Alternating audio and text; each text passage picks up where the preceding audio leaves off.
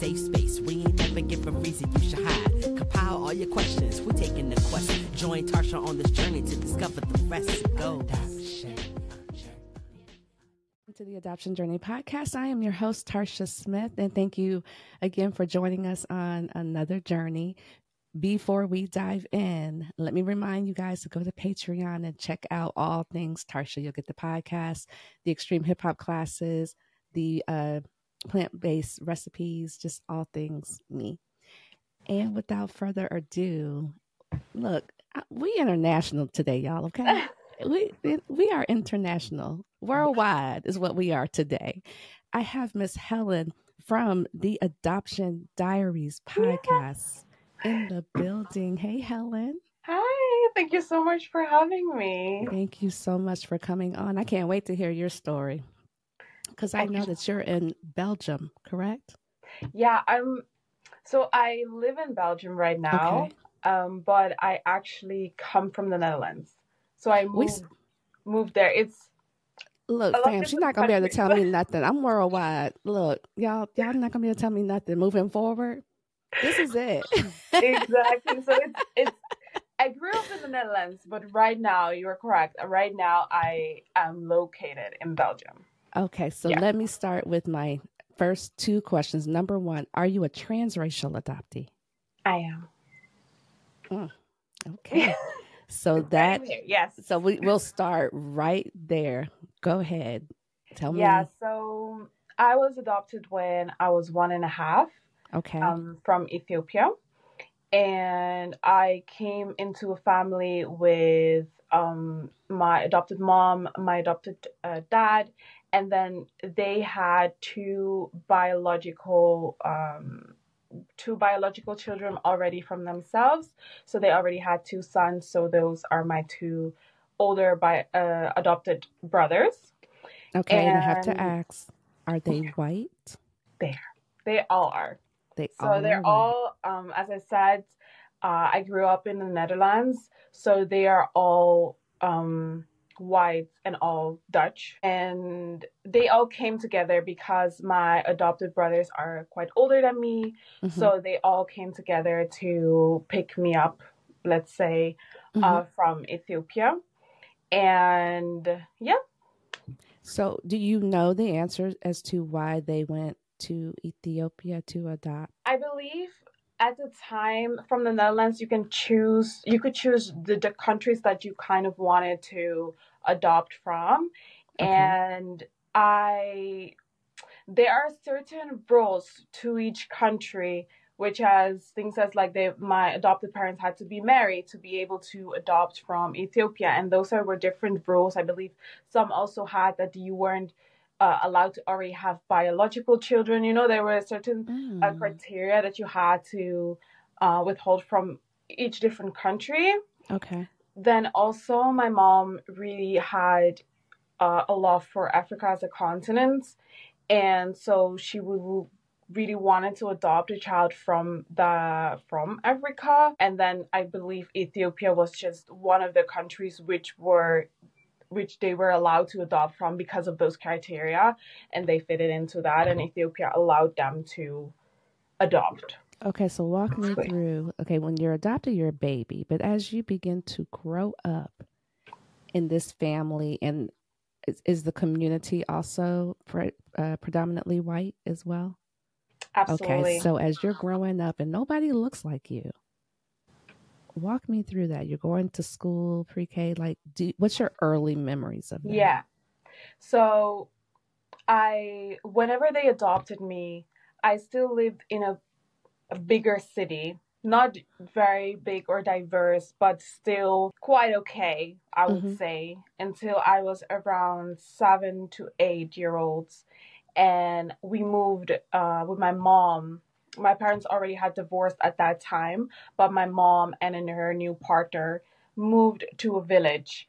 And from that moment on, any diversity that I saw around me was kind of stripped away from me. And it was predominantly white, to the point that I believe I can literally count on my one finger, probably two people that were my race. So do you feel as a little kid, are you questioning, like, why am I so dark, and why does Yeah, my hair look like this and it's not straight like and then even probably even begin to desire to, like, I want the straight hair and the absolutely. blue eyes and the Absolutely. yeah. I Yeah. really had a time. It's sometimes just to think about it, whereas like I was obsessed with wanting to have blonde, long hair. Mm. And I really, because that was the only thing that I saw. And I also felt such a divide between my peers at that moment Mm-hmm. and myself. And I wasn't fully aware of my skin color either, because if everyone's around you is white and everyone around you looks like that, I I knew that I wasn't the same, because I just walked towards like all these hurdles that made me every time remind me of, oh, you're not able to straighten your hair like that. You're not able to Who's go telling you out that? without creaming your skin, like things as that. I was every Who's time I telling was kind of who's telling you that? Who's saying these things to you? not really saying it, but it's more of the experience. Got you. It's Okay. more of the experience itself as, oh, if I try to put a straighten iron on my hair, it's not actually going to do what I see around me. Right. So it's more of an experience that just every time kind of slapped me into reality that I was not the same as the girls around me, and I was not seen the same as everyone else around me. That's why representation is key. Oh, it's so important. It's so important. Absolutely. Absolutely. It took me a long time to actually get back to, first of all, realizing why I was having so many issues towards myself and so much self-hatred towards I'm gonna my stop skin you right color. there. I'm gonna stop you right there. That's self-hatred. So how Yes, early does that start with you? it started really early. Oof. And it's And are your parents aware? Are your parents aware? Are you struggling? You having these internal struggles? I think that right now I'm at a point with them that I am openly able to discuss some of these parts, but Okay. especially back then, I think it wasn't because they're not confronted with those things.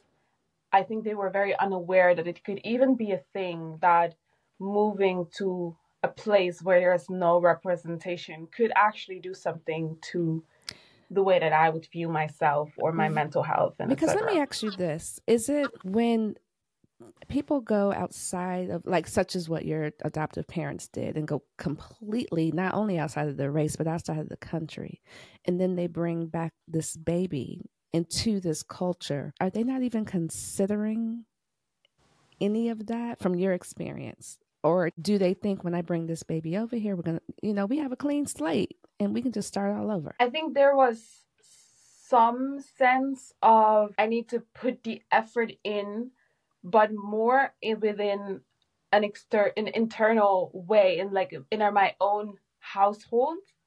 I feel like there were some dits and dats that were especially for me to be like, okay, she'll know that she's black and she'll know where she's actually from, and Okay.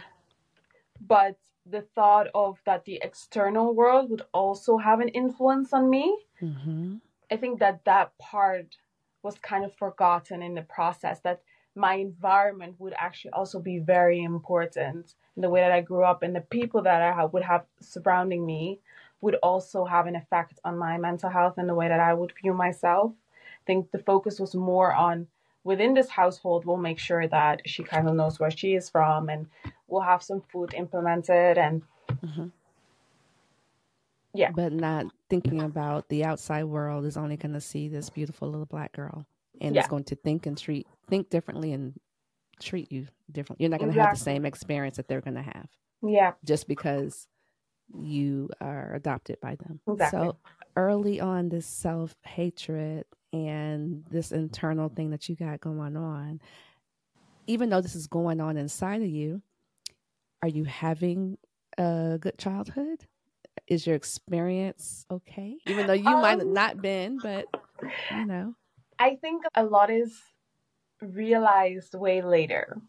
I Mm, think at that moment, I was relatively doing well to the point that I was functioning. I was able to do what I was supposed to do. I was able to go to school and get an education and join a sports club and do all those things. But if I compare it to sometimes what I hear from other people or how you're kind of supposed to feel, I think in that sense, it wasn't a normal and happy childhood because I was struggling with so many things, but just was not able to communicate that or articulate that or even know what to do with the feelings that I was having.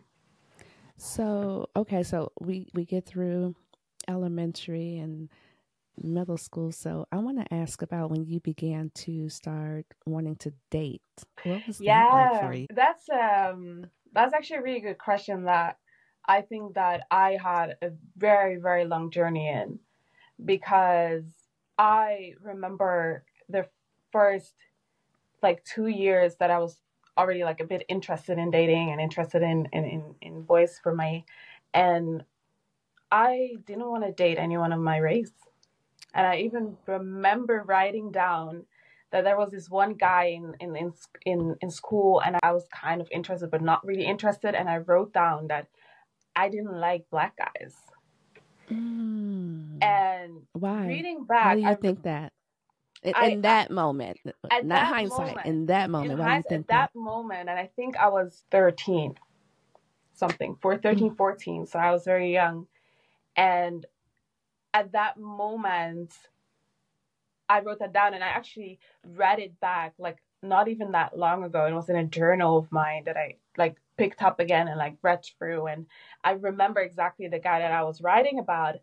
And I just see the self-hatred that I had for myself at that moment being reflected to the way that I viewed dating and the way I viewed wanting to be with someone or even finding someone attractive. I couldn't think that someone that looked like me could be attracted or attractive in any way because I viewed myself as extremely ugly and just not the ideal of what it should be.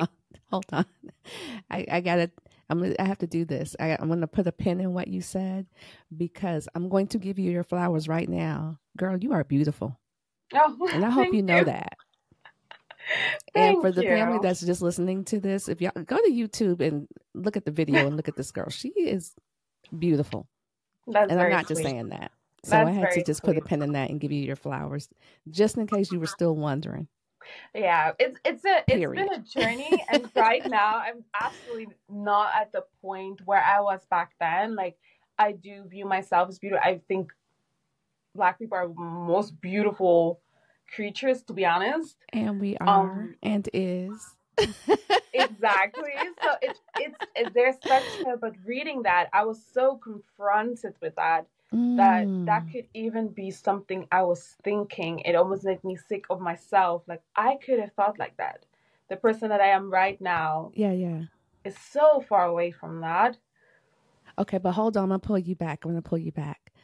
So when you begin to date and you date, I assume at this point it's a white guy. What was that like for you? Did you experience any, I don't know, maybe microaggressions or tell me about I never really got into seriously dating someone outside of my race. Got you. Okay. Because I had a phase that I didn't want to date into my race, but every time that I was confronted with someone outside of my race, I did always have a very no tolerance attitude. Whereas if something, even the smallest, would give me the feeling that I was not accepted, let's say easy, I would back out. Wow.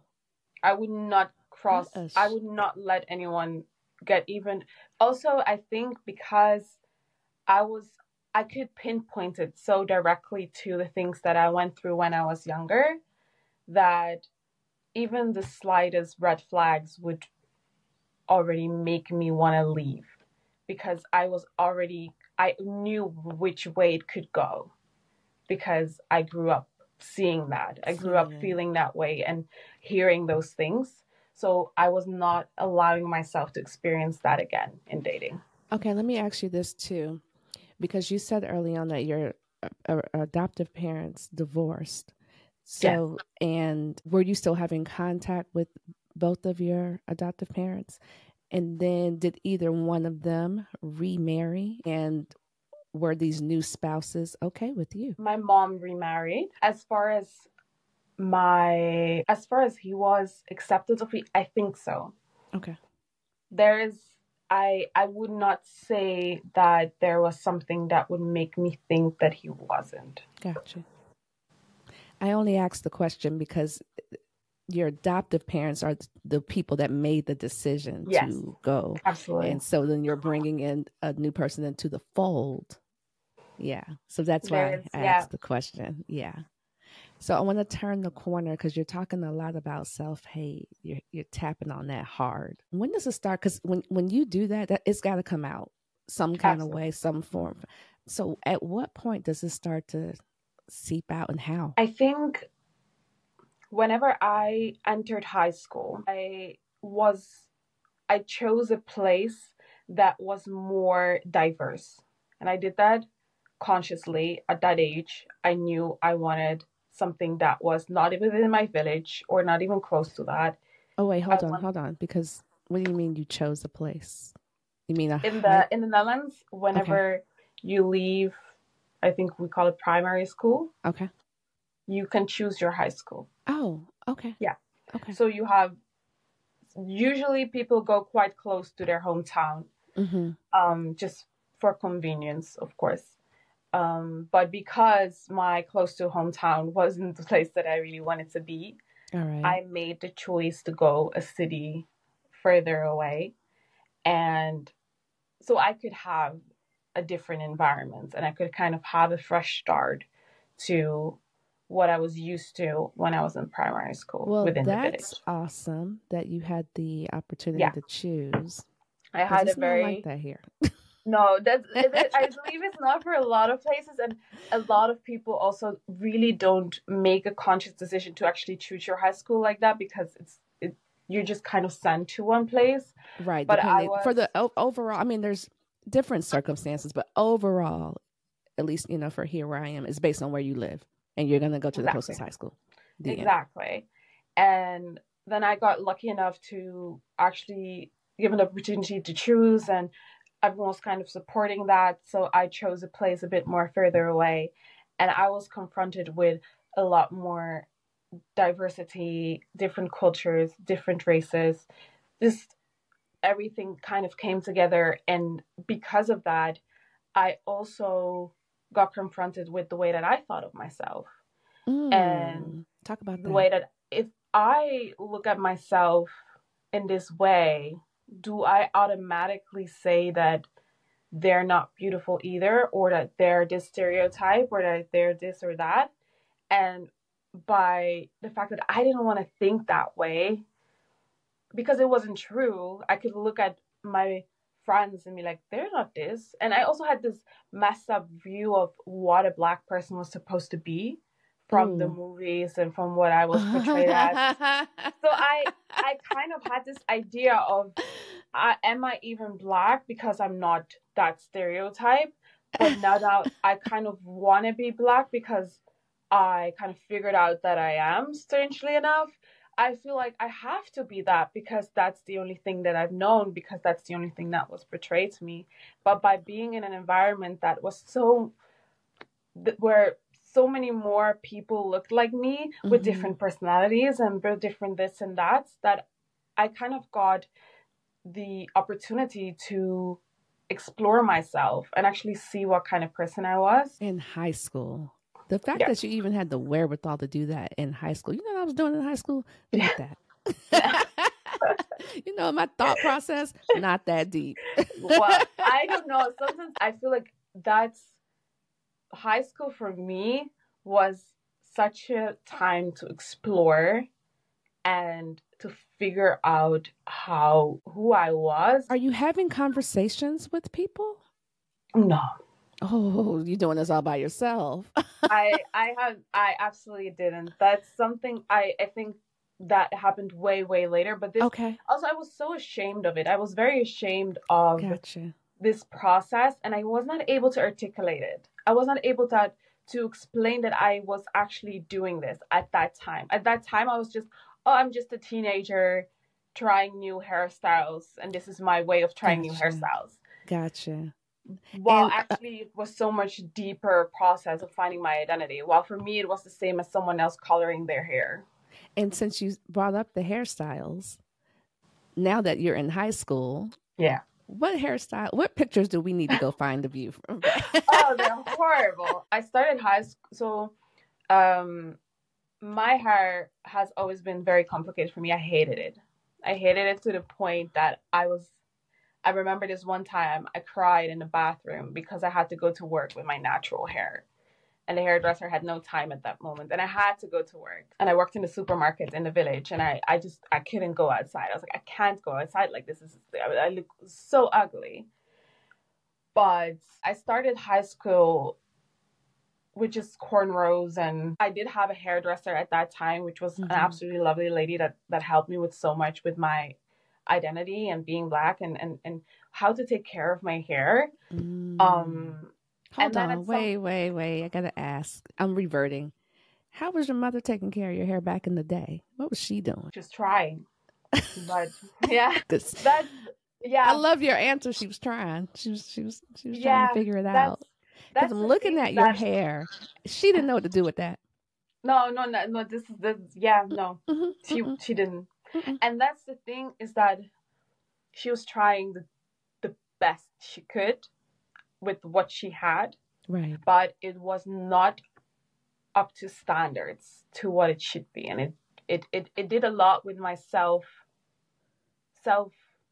hatred as well, because I never looked the best that I could, and I always felt like that my hair was something that was horrible, and it was hard to do, and it was so much time and work and effort, and it was just so hard and energy draining for everyone around me, and for her, for me, for whoever was helping, for people in my household that would be sitting in the same room as me crying because we didn't know how to comb my hair. So that always felt like a burden, like my hair was a burden. And then when I got my hairdresser, she kind of picked it up and then taught me little ways and taught me how to comb it and taught me how to actually wash it and how to hydrate it and etc. And I went to her onwards to always get my hair done. But even then, I hated it. Oh, you just answered my question. Yeah. Even then, I was on a better journey, but I still hated it because I was just not used to it, and I was still viewing everyone with blonde, long hair as being desirable and beautiful, and that's how it was supposed to be. So the first few years of high school, I had my cornrows. I hated it, and then at some point, I figured out what wigs were, and I didn't get a blonde wig. I never did that, but at least I could have black hair. How did you hear the question in my head? Girl, did you go get a blonde wig? Yeah. I didn't. I ended up always getting myself a black one, but at least I had long hair. But I would always walk into the store and actually wanting to get a blonde wig, but something just always stopped me to not do it. I'm very happy that I didn't go. I'm happy that you didn't do it that route.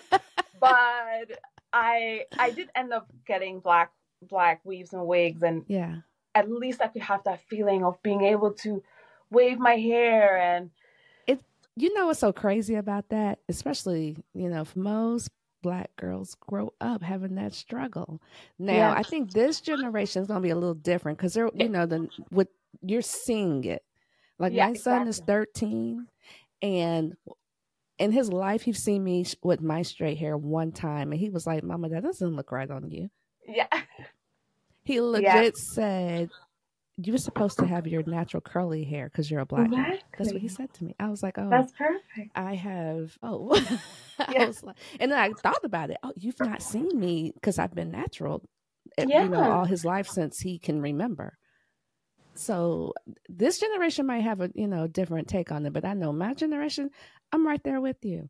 We want Yeah. the straight, long hair, perm, the whole thing, the long hair. Oh, Exactly. my hair's not growing long enough. Oh, let me go get some weave and put it in it. Exactly. It's a And struggle. it's such a struggle, and it feeds into that, because the moment that right now I have my standard, as when we're talking a bit about dating as well, that I want to have someone that loves my natural hair more than if I would have a wig or weave or braids even.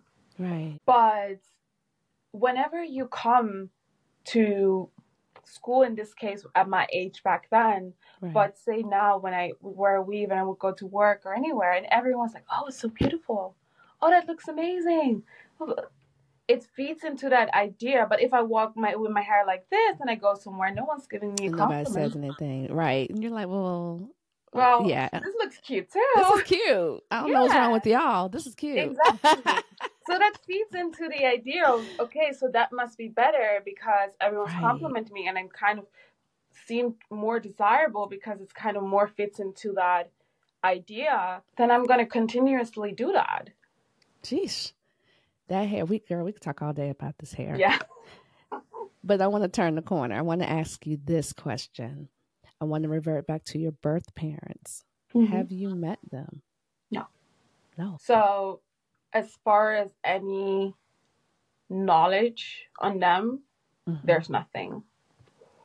So there is no starting points except the place that I've been found.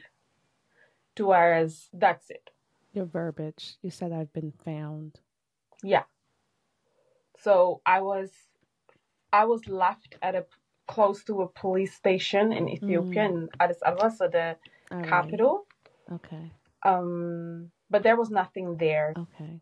So how old were you when you found out that piece of information? I have always known. So my adopted parents have always been quite open to the story of me being found and me being adopted. There has been some information that I found out later, which kind of shooken up my world and my identity. But in general, they've always been very open to what happened, and that I have been adopted, and that which orphanage and where they found me and all that. So if you don't mind, what information did you find out later? So this is when I was already a bit older. I was already older, so I was already 18, and I was able to request my adoption documents myself. And I knew that if my mom has them, but I knew that if I would ask for it, she would give it to me. But I was just in a place that I was like, I want to be able to not have to tell anyone, sit myself and see these documents. Not that I thought something was wrong with it, but it was COVID at the time as well, and I was just. I wanted to figure things out myself. This is not that long ago. No, absolutely not. And I got my documents and I went through it. And there was just one part that I was not sure of. The rest, everything I knew. And there were pictures in it that I've seen a million times. And everything was kind of like the same as I thought that was going to be. And then there was one part that said that I had been found with antigenes of HIV, and that was just something that I was very confused about, and that I had been hospitalized for that. So then I went to my adopted mom actually quite immediately with, this is something that I didn't know, and I wanted to be very open and see if she maybe never knew. And she also, I would say that my adopted parents, they really tried their best in every way, but they were also coming into this very naive. and very, Gotcha. very everything's, they really wanted me to be there. And by pushing that narrative of this is our child, they kind of forgot that I also am not. So I went very straight to her, and she kind of gave me the story that I thought that she was going to give, which was that they were very naive and that they also actually never truly sat down with those papers and went down with the dates and write them down and check if things were correct. And, you know, what I did was sit down, check dates, see if things align, and Right. kind of puzzle it out like that. And I kind of let it go. And I really I genuinely let it go for like, I think 2 years. I just let it sit, and I was just, okay, fine. I got my explanation I wanted. I can nothing about it. I can do nothing about it. So I would say 2 years later, I had a conversation with my adopted dad about the same, but I had not told him the years before. That was just, it already just really went out of my mind. I had nothing. It was also COVID. There was so much on my mind that was just crowding that. So I just had a very, very random conversation with my adopted dad where I just told him like, oh, I got my papers a while back, and this I found out. And I found out that they did know. But they were never, felt like there was never the time to tell me. And that it meant that if I was found with those antigenes, it would have meant that my biological mom would have had HIV, which also connects to the chances of surviving that in that time in Ethiopia at that moment would have probably been very small, which does not mean that she's not alive anymore, but that just means that the story that I've always been telling myself is the chances are that they're still alive. The chances that the story itself just completely shifted. I wasn't ready for that. I know. I wasn't at the time either. I can only imagine, because this is your story and I feel like I've been gut punched. Like, what? Yeah. Are you curious to find any members of your family, take a DNA test? And I know when you start to go outside of the country, things get a little dicey and a little more complicated, but is it your desire? For a long time at that moment, I kind of written off my biological mom as passed away in my head. Okay. And that was just the way that I had to get through it, to get through having to forgive my adopted parents for what they've done, because it broke a part in our relationship of trust as well, to having to figure out my identity all over again for me, for myself. So that kind of took me on a journey. Can you talk about that journey? It actually is the journey that I got to where I am right now, whereas I have my podcast and I'm talking to adoptees, and I'm doing the work that I'm doing now, because at that moment I think I've never been as low in my life as that I have been at that moment. And I had to quit my job, find a new job, because everything was too heavy. I had to really rethink from the start who I was and what I found important and where I wanted to stand in my life. And within that journey, I knew I was not going to be able to do it alone. I knew that I needed help. I needed a therapist. I needed someone to talk to and talk about this. I was not able to figure this all out on my own. And what I did then in the Netherlands, when you want to see a therapist, and they will refer you to the correct therapist, depending on what your issue is at the moment. And I came there with a very clear message, and that was, I have struggles with my adoption. I've been adopted, and I need to talk about it, and I need to figure out, this is my question. This is what I need help with. And who did they send you to? A regular therapist. I asked the question for a reason, because they have got to stop doing that.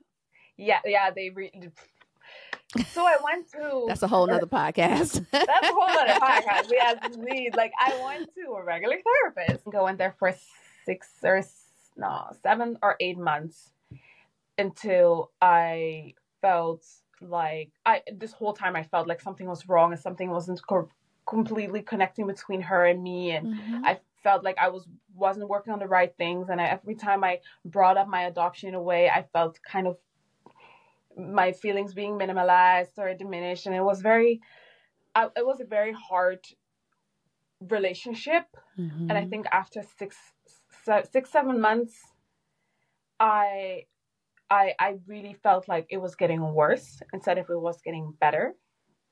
And I just stopped, and I just messaged, I don't want to do this anymore. I think this is not helping me and it's not suiting my process. I need to find another way of seeking help. But within that process, I already had done a lot myself, and I had been already more on more adoption groups and more social media, and I had been figuring out basically things myself instead of what I thought that I was supposed to do with her, my therapist. And yeah, and then I just got from there. I went from to listening to podcasts like this and starting my own, and just really figuring it out in a complete different way than that I thought that I was gonna have to. And let me say this. I don't know about where you're located, but I know here there is a network, and I will drop the link in the description of this video because I don't have it on the top of my head, that you can find a therapist and counselors that specialize in this area, and they are adoptees themselves. Exactly. That's the key. That's the key right there. At that moment, because throughout my whole life, my adoption has always been something that is there, but not really on the forefront. And I think adoption groups and more mental health support would have helped me figure out a lot that I went through alone. But because girl, you was in high school right here trying to figure stuff out. I'm still mind blown by that. Like, girl, what? I think it would have helped me, but I was just not aware of it because no one handed me a link. No one handed me any direction to where to go to that, because it was just not something that was spoken of, and it was not something as I wasn't like I needed extra care. It was just I was a normal kid and then I was adopted, as an extra. So, and even when I went to the GP and I said, I love how you said that, because that's it right there. I'm a normal kid and I so happen to be adopted. The end. And there's no one's just taking a moment to think.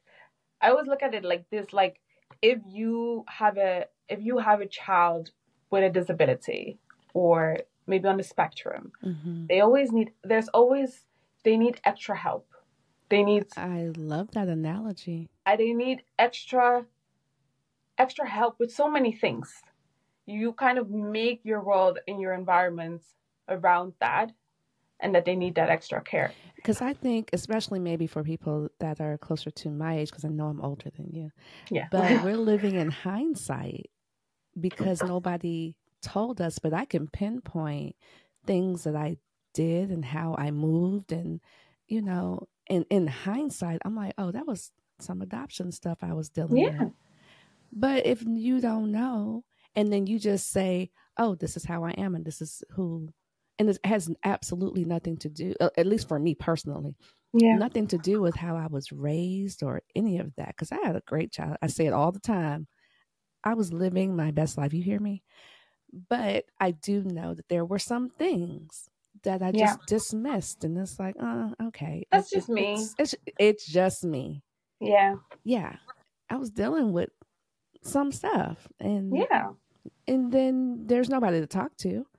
No, and if no one is picking up those little signals, if no one is taught to pick up those signals and do something with that information, then we're going nowhere. So when I went to my GP, even then, I had no idea that there was something as an adoption certified or someone who specialized with adoption. And I feel like it should be within the system that if I didn't come there with an open question to I'm feeling depressed, or I'm feeling sad, or I'm feeling this or that.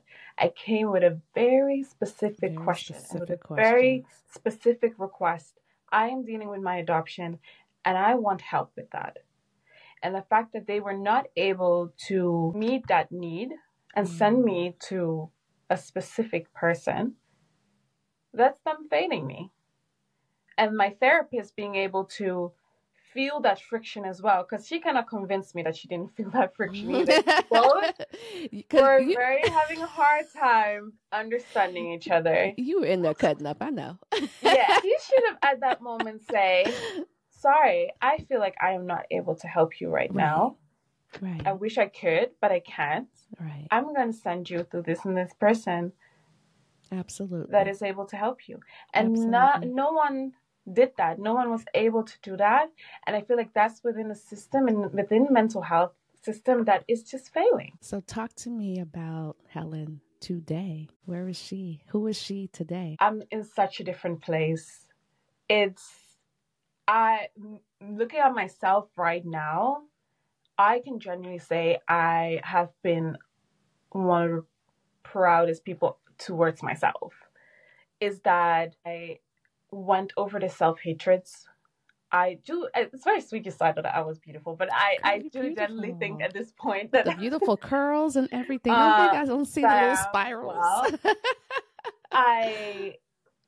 I went through a lot of my self-hatred. Sometimes I still have to work on certain things, but I'm able to recognize this and consciously work on it. And being able to pinpoint, oh, this is a thought that I should not have. This is a negative thought. Let me replace it to something that's kinder and nicer towards myself or towards others. I never dealt with that. How old are you, if you don't mind me asking? 22. Girl, stop. You know what I wasn't doing at 22? Yeah. This. Not at all. Yeah. None of this. The fact that you have the wherewithal at 22, you are way ahead of the game. Way ahead. I guess You are. Okay. Yeah, I'll take you for that. I'll take your word for that. Mm-hmm. I'm just very conscious of myself now, which helps me work on myself and helps me grow and helps me look at the world in a kinder and nicer way.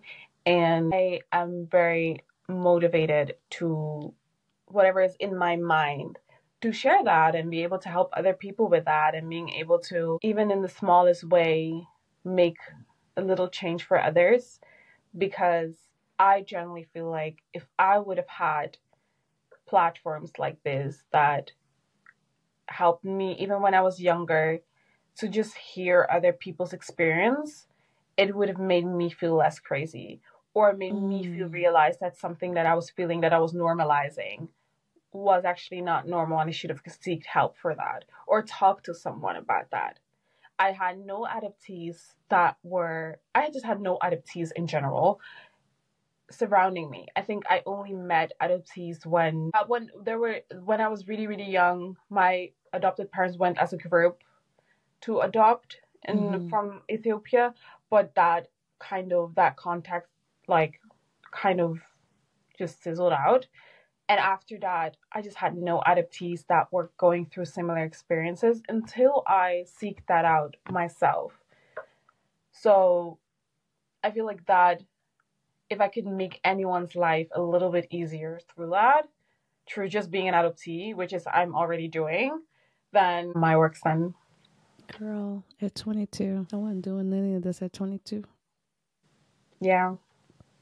I wasn't even thinking about this. Well, like by 22, I had already tried to find my maternal side. Mm-hmm. And the first time I tried, it didn't work.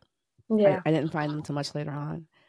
And so by 22, I'm just out here trying to figure out life. Yeah. So this piece of my life, it was way on the back burner. Like not even a thought. So it's also, I think that because in a realistic way, this is where I'm at right now. And I'm 22, so I would say I'm quite young, yeah. And yeah. Yeah, but I would not speak too much about how it is to, for instance, find your biological family. Those are things that I can't talk about because I have not experienced that. And I'm at a point whereas I would do a DNA test, Okay. but I'm definitely not on the point whereas I would seek out and Gotcha. get through the process of that. Yeah. And there are adoptees, there are people that have already done that, and I will seek wisdom from them for when myself when you're ready. when I'm ready. That's right. And And I only feel when like you're ready. there are balances in that, whereas someone who's younger than me and is just needing someone who's like me that will seek wisdom from my side, and I will do the same. It's kind of a hierarchy in that because we're all going through different things. And different things at different times, for sure. Exactly. It's a process. Yes. I want to ask this last question because you are full of wisdom at your little 22-year-old self. If you had anything, what would be the thing that you would leave with transracial adoptees? Give them a word. I say seek people that look like you. And I think that's just that's the only way you'll be able to truly love yourself and see yourself and the worth that you are in. If you have people around you that look like you and that feel like you and that are giving you the space to explore yourself and see who you are, and that's sometimes really harsh to say, and especially if you have a lot of love for I think everyone has a lot of love for their adopted families, but sometimes it's very hard. For instance, when I have very good contact with them and I truly love them so much, but I cannot say that they can help me in this anyway. And I actually rather even have them stay out of it than actually being able to say something as, oh yeah, I understand what you're going through, or I can imagine what you're going through. You can. So you really have to take it up on yourself to seek that and to seek people that look like you, that feel like you, that sound like you, and give them a space in your life as well. That's a mic drop. All of that. I want to thank you for coming and sharing your story. I always feel like whatever needs to be said within every conversation that I have, it's said. Somebody needs to hear your conversation today. And that's why I just want you to come and just talk, and whichever way the conversation goes, that's where it goes. Shout out your adoption podcast. Yeah. So you can find me on the Adoption Diaries. It's also an adoption podcast. I discuss everything from emotional, how you can feel, to certain traumas, to everything. To be honest, everything adoption wise, I talk about. So the Adoption Diaries. And look, y'all, she sits on the camera. She's so cute every time. She just sits there. So please go check out her podcast as well. There are a lot of us out here in a community for you. Check us all out because there's something out here for everybody. Exactly. Period. So thanks again for coming on the show. I want you to hang on Thank for you one for quick having second. me. You're welcome. And on that note, bye, family. Bye. Journey on. You need a pie with the good? Oh yeah, what's the one?